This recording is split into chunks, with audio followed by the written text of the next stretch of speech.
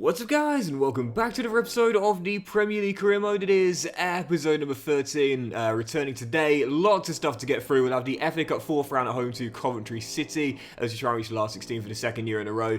More big games in the Premier League, trying to pull further clear of the bottom three after a nice little run of form. And of course, we'll have transfer deadline day first, with 50 mil in the budget. Even though it's been a crazy window, 2 new signings and 9 sales, we're not done for transfers, man. I'm expecting some fireworks on deadline day. With deadline day now here, quick look at the team with 10 hours to go. To be honest, I don't know if we'll do much other than bringing again 1 or 2 new players, because I don't want to panic by anyone here. You know, we're above the relegation zone by quite a few points now. Yes, knockout in the Carabao Cup semi, we were underdogs to Chelsea anyway. I wouldn't mind selling one of Iwobi or Wilson. I feel like both of these players now, you know, in their mid to late 20s, probably aren't going to get any better. And I wouldn't mind getting their salaries off the books and maybe bringing in a younger winger, because most of our wingers now are seniors, apart from Isaiah Jones, but he's 25. That's it, I think, for me, really. Look for a young squad winger who's got some pace and potential. Other than that, don't need to panic by anyone. And there are a few players I've got on the shortlist right now. Luka Warwick, Koleosho, who I have used once before, and also Wilson Odobert, both at Burnley. The problem is Burnley are top of the Championship right now, so would they sell one of their most important players, or 2 of their most important players, chasing a return to the Premier League at this stage in the season? Probably not. So with that being the case, I think I'll leave them there. Jonathan Rowe was a target in the summer, but he's moved on to PSV. We're not good enough for Harvey Elliott yet. Asano is a little older at 30, but there is a player I've never used before, but I do quite like the look of. Mexican, 24 years old, 77 rated, Cesar Huerta, playing for Salernitana. Again, never used this guy before. Salernitana are bottom half of the table in the Serie A right now. I like his stats. Great dribbling, good agility, good pace. And I have to say, with the high medium work rates too, coming off the bench, running at tired legs, I like the look of this guy. I'm going to go for him. Perhaps I'm being a bit obvious in my comparison here, but he reminds me a bit of Giovanni Dos Santos. You know, young Mexican forward, shows a bit of promise based on his stats. Looks as though he could play through the middle as well. He's got a good finishing stat on him too. And he's not weak either. He's got a bit of strength, even though he's only 5'7". And I think with Salernitana struggling in the Serie A right now, they're not going to hold us to ransom, so I think we can get him reasonably cheaply. I wonder if they would do a straight Mexican swap pitch. You want Raul Jimenez, Salernitana.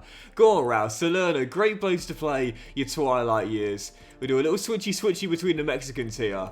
And they say, no one wants Raul Jimenez. I'll tell you why. It's not because of ability. This guy knows how to get the goals. It's because of the contract. He's not worth the weekly wage anymore. But, again, I don't think we need to pay much more than the market valuation. 13.5 mil, no, okay. Gotta be careful here. This might be my final negotiation. Let's do £14.5 million. And Salernitana say they'll think about it. But we've got 10 hours to go. So as long as they don't have a faulty fax machine, I think we'll be alright. Ooh, blockbuster deals happening there in the Premier League with centre-halves, as the bid is unacceptable, as we see after just the 1 hour. So with that being the case, we'll come back in, but on 15.5 mil their counter offer, we hold all the cards here, because we've got 9 hours to go. Clearly, Huerta would rather be getting that Premier League money. And I still don't think we've got to pay much more than 14.5 mil personally. The tension bar resets when you go in for a second negotiation, so you kind of hold all the cards when the team comes back if they don't ask for an extortionate amount of money. I felt very confident. 14.5 mil fee agreed. I'll be honest, I don't really know anything about this guy whatsoever, but I must say I really like the stats. Never used him before, so excited to give him a go for the first time ever. And to be fair, with the pace, the dribbling, the agility, and again, still being in his early 20s, I think it's a smart little pickup here for just 14.5 mil. Coming in on a 5-year, 40 grand a week deal on transfer deadline day. Welcome to Craven Cottage, Cesar Huerta. And hopefully, Raul Jimenez can help him settle in as a compatriot. And again, you look at the stats here. I don't really see a downside to the guy. I really don't. Even defensively, you know, I like those players that can contribute on defense. His defensive stats are alright, to be fair. And he's got a little bit of strength too. So, I'm going to get him that high defensive work rate first. Improve the standard in the process too. But I could possibly see this guy being converted maybe maybe to a striker. Again, he's only 5'7", but his heading's alright. He's a good jumper at 81, good finishing too, and maybe the backup striker for Ty Stillinger long term. I guess we'll see. For now, we should improve that defensive work rate and have him coming off the bench. Oh, by the way, for those curious, right now, Lance Knight is up to 75 overall at West Brom. So I did say I was considering on the back of the sale of Leno recalling him and having him as our number one between now and the end of the season. I'm worried that because he'd only play half the league games, that might see a potential downgrade. So with that being the case, I'm going to keep him at the Hawthorns where he's still number one there. And when he comes back for next season, he should hopefully, touch wood, fingers crossed, be the same overall as Marek Rodak. And then he can start next year as he's grown brilliantly there at the Baggies. You know, I'll be honest, I wasn't sure when he chose West Brom over Celtic. I was like, you're turning down European football? But no, fair play to the kid. He wanted the smoke, he wanted the challenge, and it's clearly worked out. So 8 hours to go on deadline day. I don't think we're going to see any sales to us. I'm totally fine letting go of Wilson or Iwobi or possibly even Bobby Reed, but no bids are coming in. So I think we might be done for transfers here. Oh no, there we go. Right on cue. We just got a bid there for Harry Wilson. West Ham putting in a bid. I like that as well, to be fair. Not needing to relocate, staying within London.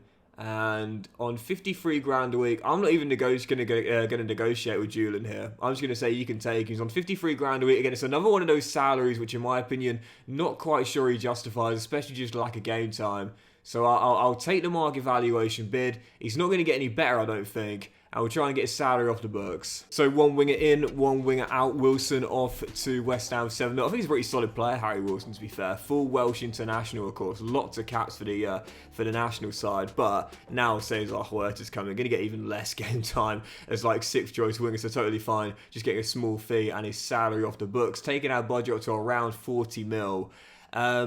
But I think we're done. You remember last season, we left 30 mil in the budget and it carried over for this season where we began with like 70 mil, I think it was. So with that being the case, I think just keep the money and let it carry over until next season. I'm liking the team. I'm liking it. It's solid. Again, you could possibly say maybe a new backup striker, but really, I'm all right. I'm okay with this team. Again, I think Huerta could play up top. Bobby Reed spent time playing up top. I'm pretty sure we could have Carvalho as a false 9. I feel fine. I feel totally fine with this team. To be fair, there are a couple of right backs I'm thinking about. You know, obviously Trey's been a little bit injury prone since coming in. Kenny's now 29, not going to get any better.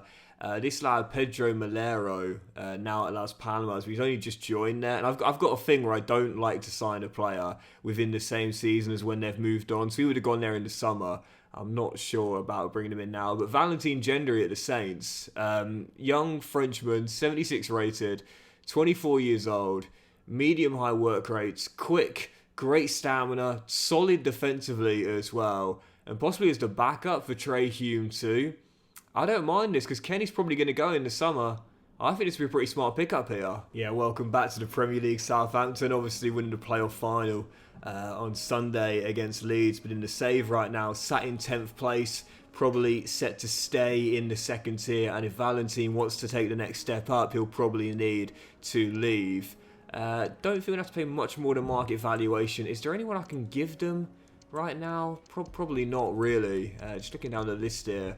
I'm not ready to give up on Isaiah Jones, man. I like him. I don't want to give them either Iwobi or Bobby Reed. So I can still offer them that young striker, but literally, no one wants these two strikers here. It's so frustrating. But £10 million, I guarantee they'll say no, and they'll take the player out. But yeah, just offer a new fee. It happens every single time. Oh, Southampton not wanting to lose a starter on deadline day. I get that, but I think this guy really wants to test himself in the top tier. And if that's the case, he'll probably need to move on. 11.75 mil. Southampton say yes. And Russell Martin's losing his right back on deadline day. He's coming into battle with Trey and Kenny for our starting right back slot. Another player I've got no experience using whatsoever. So really excited to give him the go for the first time ever. But coming in on a 5-year, 30 grand a week deal. I think this could prove to be a bit of a bargain here because Kenny's probably going to go in the summer. We know Trey's injury prone, so this guy might take the starting right back role for the foreseeable future. Welcome to Craven Cottage. Valentin Gendry. Yep, like his stats. Again, 76 overall, 24 years old, so approaching the prime of his career. He's not the strongest, but he's quick, and his defensive stats are really solid with medium-high work rates as well. So, want to make him a little bit more impactful on the offensive end. But other than that, I think this is a really smart little pickup here on deadline day. I'm pleased with this one. So 2 new signings on deadline day for just over 26 mil, 7 mil raised for the sale of Harry Wilson too. Our budget now down to 28 mil. So we still got a bit of money to carry over till next season. Not quite as much as last season, but to be fair, about the same really. So yeah, I'm fine with that. Not needing to spend every single penny, but still improving the team. A little bit more depth, a little bit more first team quality for the bench at least. Still haven't got that backup striker, but again, I don't think we need one personally. I definitely could see Cesar playing there, to be fair, long term. So deadline day is going to come to an end, and I'm liking it, man. I'm liking it. Fulham's starting to get on a bit of a run in the Premier League, trying to pull further clear of that bottom three. We've got the FA Cup 4th round next against Coventry. I feel confident, touch wood, we should be able to take out the Sky Blues and reach the last 16. As the bid comes in on the final hour. Guys, where were you? Where were you? You had 10 hours, guys. You had 10 hours. Why would you wait until the last hour? There's literally nothing I can do. It's one of the most frustrating things in career mode on deadline day. You had 10 hours. What the were you doing for 9 hours, guys? Why would you come in when it's impossible for me to do anything? Oh dear. So deadline day over, and you see the top deals there. We saw this earlier. De Ligt to Arsenal for 92 mil. Blockbuster move there as the Dutch centre-half moves on. And another Dutch centre-half moves out. Virgil van Dijk leaving Liverpool after all the years to PSG for 59.1 mil. And it's a CB party on deadline day as Kasunu leaves Bayer Leverkusen and joins Barcelona for £40 million. But I'm liking it. I'm liking the team. It's been our rebuild year this season. We've been bringing in some younger talents. We've been improving the team gradually and realistically too. I really like how things are looking. Yes, we've lost our captain, João Palhinha, the star, 85 overall, but that's going to happen at some point anyway. Yes, Leno's gone, and now we're trusting Rodak between now and the end of the season. But for the most part, I'm liking this team. It's totally different to the team we inherited. Is it better? Maybe just a slight bit better. But most importantly, is it younger, and does it have an identity? Hell to the yes. Wow. And just before the... Mate, you've already got the first team winger spot. You're a right winger, but not a left winger, but still. Just before the first game today, firstly a bid for Iwobi coming in from our West London rivals, Brentford, which I would have been totally fine with had it came in before deadline day ended, guys. So of course we'll turn that down. We'll certainly consider his future in the summer, but you see it right there. Hoffenheim manager offer. 75 grand a week. They're willing to throw the cash at me to join them up at the Pro Zero Arena, but we're finally starting to get this Fulham team to where we wanted to get to in terms of the groundwork being laid down. I'm not abandoning the project yet. I actually really like the move, I'm not going to lie, but not now, guys, sorry. If you would have came in 12 months ago or even 6 months ago, I would have considered it, but not right now. Right, following game, FA Cup 4th round, Coventry Championship side at home as trying to reach the last 16 for the second year in a row. Come on, Fulham. The lack of manager offers you get during a season is one of the things that really frustrates me about career mode, because we see nowadays that managers chop and change teams and move on so much more frequently and quicker than they did back in my day, for example. So why you only get like one manager offer max per save makes literally no sense. As Marek Rodak makes a good stop there to stop us from going behind early 22 minutes in. It's like, okay, we're not doing great work with Fulham yet, I understand it. It's only our second season, but it's nice to get the offer there and the appreciation. But that's all we'll get. That's all we'll get. Let's say hypothetically in 2 years' time we've got Fulham in Europe and we might have taken them to a cup final, for example. You'd think that a big club might be interested. Nope, you're not going to get any more offers from here on out. It's like, why? So often, like, you'll see a team underperforming massively, you know, like a big club that are in, like, you know, 11th place or something. And you think, well, you know, realistically, let's be honest, that manager is probably, if he's not been sacked yet, definitely due to be soon, as Fabio should have made it 1-0. And let's say hypothetically you're again taking like a mid-table side to the brink of the Champions League. Let's be honest, that big club is probably going to say, okay, your team's in form, but we've got the more historical, bigger club, if you will. Let's try and prize you away, name your price, and we'll put you on a big contract and take you to this big club. But it never happens. That club will persist with that manager. Man, those dreaded cup replays, I can't stand them. You know, I can't wait until next season when they are scrapped, because I literally cannot stand them, man. No one wants this extra day in the calendar. But that's exactly what we got. Like, it's a long old season anyway. Made even longer when you've got to put an extra game in the calendar for that. I said this before, like, I think for non-league clubs, you know, the replays are so helpful. But in cases like this, they don't really... Well, I guess they do benefit the underdog, but I don't know. Anyway, we've been through this. 3 more scouting updates. Let's see what we got. Well, I must say I'm quite keen on this lad, the Butcher. Overall's not the best. I often find that defensive players never have very good overalls to begin with. But the potential's good. I'll do 1 more month of scouting and see how he looks after that. As for the Republic of Ireland, the potential on Sean King isn't the best, but the overall is fantastic. So can't ignore him any longer, man. It's just that we've just got so many good left-footed players in offensive positions. That's the only problem we got, man. There's just too many of them here at Fulham. Yeah, it's almost like we're breeding a generation of Iron Robins. You know, it's unbelievable. But for Arsenal, we'll continue to scatter on these two. Thomas Hansen still looks quite good, young goalkeeper, but I'm not sure about Thomas Olsen now. But again, the overall's good. Potential not so much. So the academy now looking like this. Right now, it's still unbelievable, really, really good. Again, best player to me still remains that young Welsh winger with that left foot. I feel like I've already got one though. And also the young Welsh centre-half, I'm quite keen on him as well. Plus the Irish winger too. And again, I know I say this all the time, but this is why I say it quite often. Sometimes I'll get some comments from you guys saying, oh, why did you reject that player? He looked quite good. Well, it's because you get players like this that are just so good so frequently. You can afford to look for the creme de la creme every single season, no doubt. Right, following game, let's try and get back to winning ways here and pull further clear of that bottom 3. Brighton at home. Come on, Fulham. Easy. Watch that man in the middle. There he is, João Pedro. Oh, good save by Marek Rodak. And again, this is what I trust him, man. I trust him ahead of Bern Leno. I think he's more than good enough to be a Premier League goalkeeper. So Leno going and Rodak staying. This is why I didn't need to buy a new goalkeeper. I'm fine with Rodak holding down the fort until the wonder kid Knight comes back. Good save there. Still 0-0. Yeah, no point wasting money on a new goalkeeper just to come in for 6 months and then when Knight comes back. Listen, we know what the plan is. Throw this guy in at the deep end. That was always the plan. So instead of just wasting a transfer fee of like 15 to 20 mil, this João Pedro does squeeze it in the near post. And a salary as well for a player that would go on the bench and then probably not be happy with it. No, just trust Marek. Trust Marek can fill the gap between now and probably should have said that one to be fair though. Typical 1-0 Brighton. This could be 2 here to be fair though, with Brighton trying to get inside, cleared away. Iwobi on the turn. Says Delinger, off you go, keep going. He's onside there. Only a teammate though, he's not the quickest. This man certainly is. It's what he's got in his arsenal more than any other attribute. Adama Traore, the speedster, picking it up and smashing it in top bins. Fulham level. Into the final 15 minutes. Sometimes you just got to know when to take that point. And right now I think this is that occasion.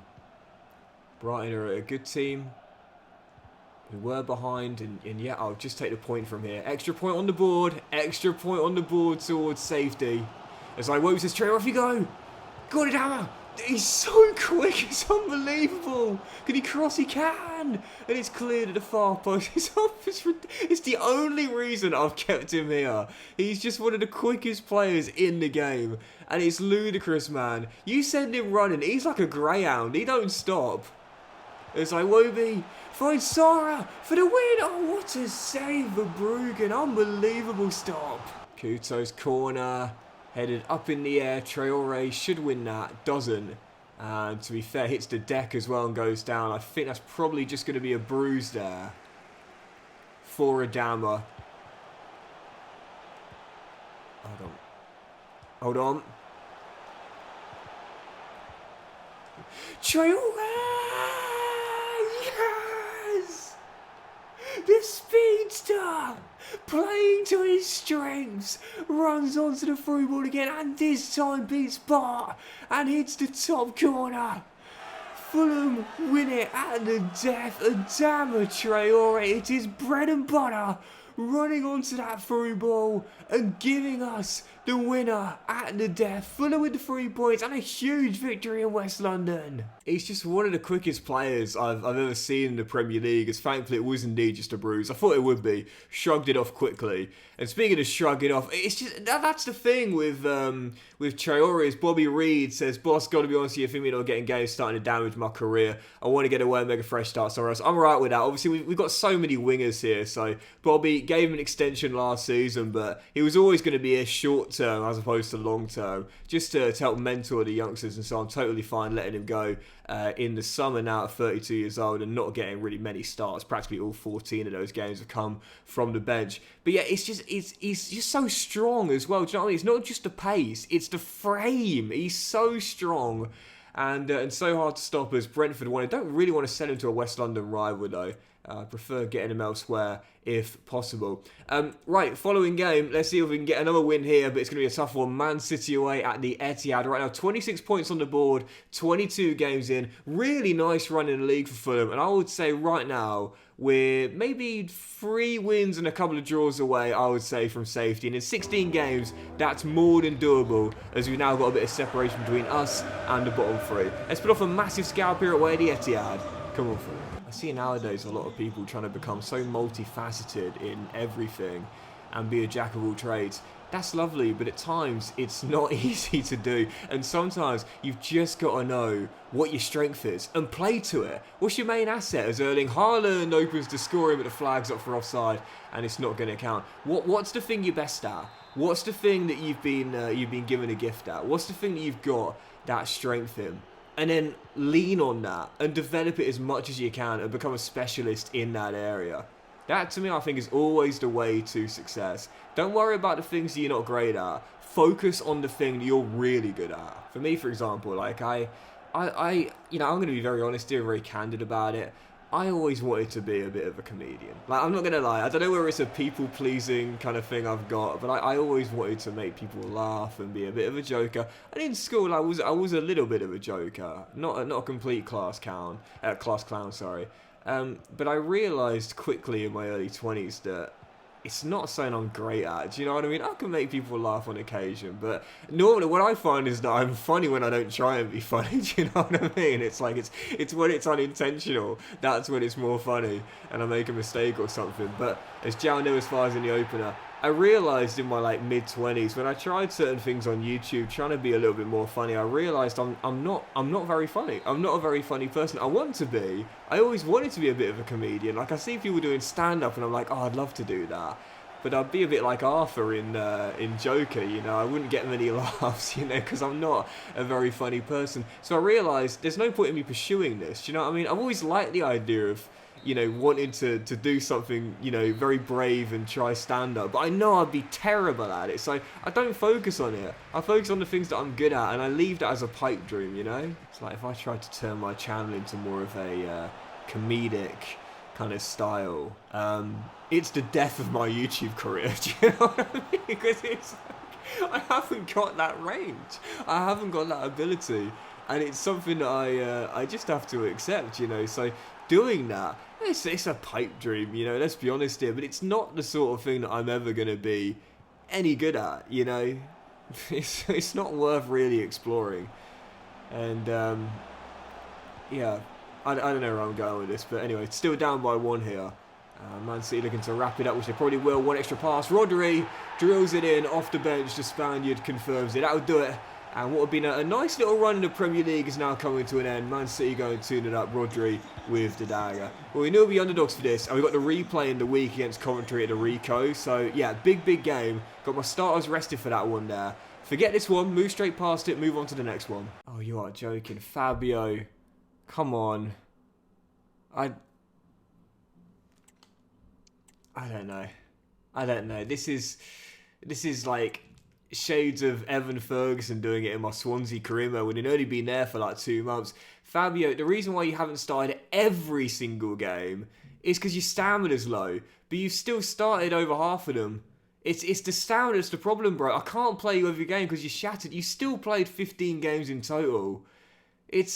I get it, don't get me wrong, but it's been 6 months, do you know what I mean? You're 6 months into a 5-year deal, and your stamina is the main issue as to why you haven't played every game. That is so annoying. So annoying. Do you know what? I'm going to send him and try and buy him back. That is really annoying. I think to me, the thing that would really help is if a player would come to you and like say, look, I need to play X amount of games between here and this day, otherwise I want to go. As Al Hilal want Bobby Reed. Don't mind that, getting a big pay packet in his final years in pro football, but yeah, it's annoying when there's like no warning at all, and the player's like, yep, I'm ready to go now, and it's like, bro, look at yourself, 63 stamina. What are you expecting when we've got so many midweek games? And you still, when you do play, you play well, and it's like, come on, it's been 6 months, bro. Like, seriously, player power and then some. Right, let's put it to the back of our minds. Following game, Coventry away at Norrico in the FA Cup 4th round replay. Let's get through to the last 16 here and hit one of our league objectives this season. Domestic objective, sorry.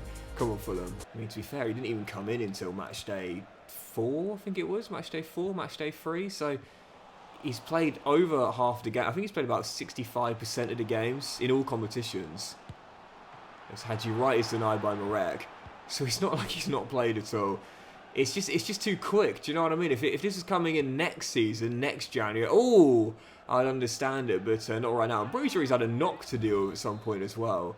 But yeah, he has. I remember him getting a knock earlier in the season, so he would have missed a game or two there as well. It's like I can't do everything, Fabio. It's you that needs to work on the stamina, son. As his shots blocked there, 12 minutes in. And we search for the opening goal. Come on, 12 minutes in. Let's get through tonight, and that will certainly make me feel a little bit better. Come on. And I do have a theory as well that the cup games don't actually count towards a player's happiness with play time, because it seems to be the issue for me when I don't play a player either in the FA and Carabao Cup, or sometimes if I'm in Europe. Sometimes I like to have like a European striker. That was the case with Evan Ferguson. I didn't play him in my 3 Champions League group games, even though he played practically every single league game. In fact, I think he did play every single league game. So I think it's because of the fact that players only tend to see league games as counting towards their play time, if that makes sense. If you're not playing them in every league game, that's the issue they've got. Carvalho wouldn't be happy starting tonight. And that's the issue as Gabriel Sara fires in the opener. Fulham in front, and it's the Brazilian with a goal. Oh, ball, Hadji Wright. 1-1, Coventry with a leveller. It's bad enough we've had to go to a replay. Going to be even worse having to go to extra time. And it'll be even worse if we go out as well. All this effort for nothing as Nathan finds Sara. We could still find a winning goal here. Gabriel has been great all game long tonight. Sessegnon poked through the gap. I see Tice in the middle. And arriving is Carvalho, who says, I might be leaving in the summer, but I'll still give my best until I go. True professional, kind of. Carvalho with the winner late. Well, I had to get it done on the replay, but the good thing is we did just about manage to come through courtesy of the late winner. Man, we're gonna miss Carvalho. I really like him. It's such a shame that, you know, brought this guy back with the long-term ambition of him finding his feet here and being the official CAM, but unfortunately not much I can do about it now. Anyway, through to the last 16. That's our objective here, and we'll take on in the 5th round. Oh, tough test there. Not sure we'll get through that one. West Ham away in a London derby. Very tricky test against Newland side. Right, following game, Everton at home. We might be in 13th, but there's such a cluster of teams in the bottom half of the table right now. It doesn't feel like we're that high. We're only 5 points on the bottom 3. We're not in the Forest sitting 18th place. But this, our game in hand, a chance to re-extend the gap back to 8. Let's get it done here with a win over Sean Dyche's side. Come on, Fulham. Good. Carvalho needing a breather due to the fitness going down, playing 86, 87 minutes in the week. So that's been the issue, Fabio. I'm sorry, bro. It's not been about your ability. We believed in you since the minute you returned, but it's just the stamina, unfortunately. As that cross to the edge is flicked down by Ndidi, and Zeballos almost got the opener. Rode out with a save, but one of those awkward follow-throughs that catches the man. Calvin Bassey trying to block the shot. Instead comes into man after it's released. And I don't even see the man. Did he even touch? I didn't even see. Where was the guy? Did he turn invisible for the replay? Even so, 9 minutes in, penalty for Everton, a chance to go in front. Jonas wins, stands up, and sends Marek Rodak the wrong way. Everton in front early. Let's go, let's go, let's go. Come on. Let's go. Oh, it's great work from Sarr is so good. And Mason, almost out of energy, but just about has enough to hold off his man and convert it home. Well, today he's starting CAM in place of the tired Fabio Carvalho. Maybe, just maybe, this might well be his future best position with Fabio due to leave in the summer. Being more direct through the middle. We know he's not got the pace yet. I'm trying to work on it. It's just taking some time. But he's certainly got the Emperor. It's his 5th league goal, I think, this season for the teenage wonder kid. Fulham back on level terms. Yep, 5th in 15 games. And I believe he's just turned 17. What a player. What a player. What a baller. Oh, Nathan has to take it on slightly early. And Pickford just about palms it over the bar. He's a talent, man, I tell you. Out of all the young talents we've brought in here, it's the lad we've brought out of the academy that is looking the absolute best. And his delivery is headed in by Dalinga, but saved by Pickford. Oh, wonderful turn by Zeballos Beto. Holding it up, looking for the winner. Oh, Marek Rodak, what a save. With possibly the final chance of the game, but it will come from this corner here. He's got to defend this. In it goes. Sarr loses it. Oh, it's off the line by Couto. Beto, what a save. Marek Rodak has just single-handedly won us a point with the save of the save. That's incredible. Unbelievable save. It was Couto off the line initially, so give him the credit. But when it's played back into the middle, Marek Rodak puts his body on the line and says, "Burned who? What a save." Ensuring we'll close out point of the death. Unbelievable stop. Can I get a highlight of that? Because that was, oh yes, that was, oh no, this is going to be right before it. What? Oh, this is so annoying with EA, man. Like, seriously, like, when it's a match highlight, if the play doesn't go dead, if the ball doesn't go dead before the final whistle, you don't get the match highlight. Are you kidding me? That's the save of the series, and I don't even get to see it again. Come on, man. That was an unbelievable stop. Dear, oh dear. I tell you, there are so many things that I want to change about career mode, man. If only I got the chance to. Right, we'll do one more game and end on this. It's a massive one as well. Leeds in a relegation 6-pointer away at Ellen Road. They are just above the drop zone on goal difference, and they and Nottingham Forest, only separated by the GD, are both behind us by 6 points. It could be a massive win here for Daniel Farke's side to cut the gap on us to 3 points and drag us back into a relegation scrap. But if we win, we'll get our 8th for the season, get to the 30-point mark, and possibly go 9 clear of the bottom 3. A massive battle at the bottom of the table to end on today as we aim to get back to winning ways here. Come on, Fulham. Yeah, it'll be interesting to see what happens with Daniel Farke in the summer. Obviously brought in to try and get Leeds up to the top tier, coming up short in the playoff final to Southampton. Will he stay? Will he go? What's going to happen to the Leeds team? Those that decided to stay for their year in the second tier. It's going to be an interesting summer for Leeds. Very interesting indeed. I'm looking forward to seeing what they do. As Thijs Dalinga opens the scoring. A mini goal drought for our number 9. Back on the score sheet. And a massive early goal here. No. Jack Harrison. Oh, what a goal. That man's name, again, Jack Harrison. That is an unbelievable goal there from the former Toffee. Look at that. The dribbling all the way. And then the finish as well. No chance for it. That's an incredible goal, that. I say former Toffee, he was only there on loan last season, but everyone knows he's got the quality to be Premier League, and so as Rodan makes the save, that's another interesting decision for Leeds in the summer. Are they going to loan him out again to another Premier League side? I could see it being Southampton, to be fair, who beat them in the playoff final. Or will they cash in permanently this time around? I guess we'll see. Even so, 1-1 here. This is such a tense game, man. Neither side can afford to lose this big battle at the bottom. 45 minutes to play.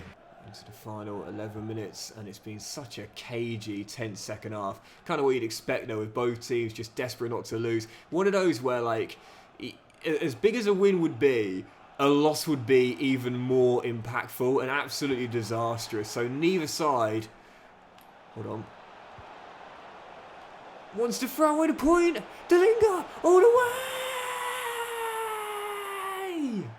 Mini goal drought for the number 9, but I backed him and he's come up top trumps at Ellen Road. A brace for Tice and Fulham with an absolutely huge clash in Yorkshire. What a win this is going to be. Oh, come on, don't throw it 2 points late. Don't throw it 2 points late. Bobby Thomas, man, this dude is just a tackling machine, man. He could rival Aaron Wan-Bissaka with this sort of tackling. He just gets it done. Final chances, everyone comes forward, including the goalkeeper. This is it.